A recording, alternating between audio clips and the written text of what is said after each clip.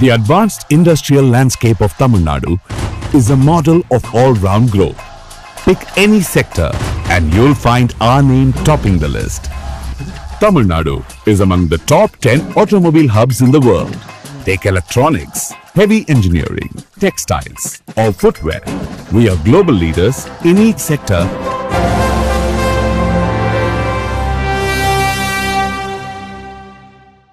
போதைப் பொருட்களற்ற சமூகத்தை உருவாக்க அடியெடுத்து வைப்போம். Be a part of the movement for a drug-free society. Essendon Marathon. Register now.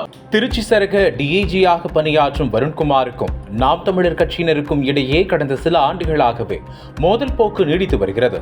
சமீபத்தில் நடைபெற்ற IPS அதிகாரிகள் மாநாட்டில் பேசிய வருண்குமார் நாம் தமிழர் கட்சியினர் மீது பல்வேறு திடுக்கிடும் குற்றச்சாட்டுகளை முன்வைத்தார்.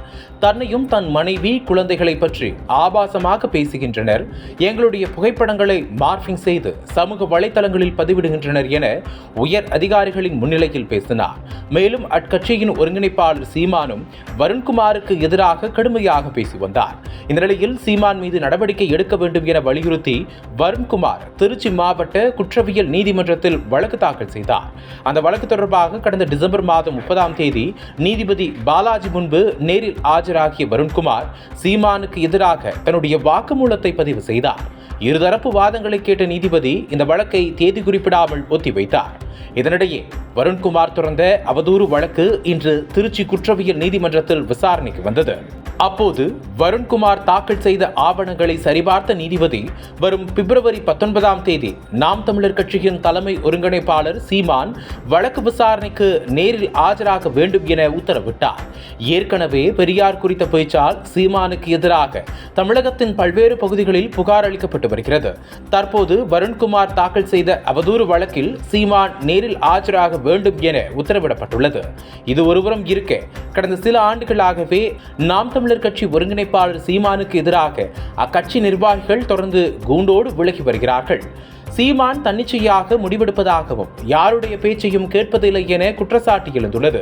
இதன் உச்சமாக இன்று 3000த்திற்கும் மேற்பட்டோர் தமிழ்நாடு முதலமைச்சரும் திமுக தலைவருமான மு.க. ஸ்டாலின் முன்னிலையில் திமுகவில் இணைந்து கொண்டனர். இது நாம் தமிழர் கட்சிக்கு பெரிய பின்னடைவாக பார்க்கப்படுகிறது. இந்த சூழலில் IPS வருண்குமார் இன்ஸ்டாகிராம் பக்கத்தில் முக்கிய பதிவை ஒன்றையும் போட்டிருக்கிறார். அந்த பதிவில் கொஞ்சம் நெஞ்சம் பேச்சா பேசின, திரள் நிதி திருடிய உனக்கே இவ்வளவு திமிர்னா உழைச்சு படிச்சு முன்னேறினவங்களுக்கு எவ்வளவு திமிர் இருக்கும் என சீமானை அட்டாக் செய்வது போல் ஒருமையில் பதிவிட்டிருக்கிறார். இந்த பதிவு நெட்டிசன்களுக்கு இடையே கவனம் பெற்ற நிலையில் வருண்குமாருக்கு ஆதரவாக பலர் கருத்து பதிவிட்டு வருகின்றனர். அது எங்க இருந்து எப்படி எடிட் பண்ண? 15 வருஷமா என்ன பண்ணிட்டு இருந்த? பல்லு வீங்கி போச்சா? பல்லு வீங்கி படுத்துட்டு இருந்தியா? 15 வருஷமா பேசாம என்ன பண்ணிட்டு இருந்த? அப்ப இப்ப பேச வேண்டிய தேவை என்ன? நீ ஒரு பிம்பத்தை கட்டி வச்சிருந்த, பெரியார் பெரியார்னு அடி செவலை சேர்த்து விழுந்தவொடனே என்ன பண்றேன்னு தெரியாம வரேன். எங்க உன் பெரியார்? நான் கேட்கறது பத்து. பெரியார் தமிழ் மக்களுக்கு, தமிழ் இனத்தை, தமிழை அழிக்க வந்த ஒருவர். தமிழை ஆங்கிலத்தில் எழுதுங்கன்னு சொன்னாரா இல்லையா?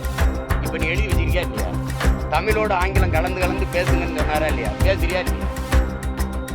அப்போ தமிழை சனியன் விட்டு ஒழிங்கன்னு சொன்னவரை ஒழிப்பதான் நாம் தமிழர் கட்சியில் போதுமா? அனல் பறக்கும் செய்திகளை அப்டேட் செய்து கொள்ள நக்கீரன் களத்தை இப்பவே சப்ஸ்கிரைப் பண்ணுங்க.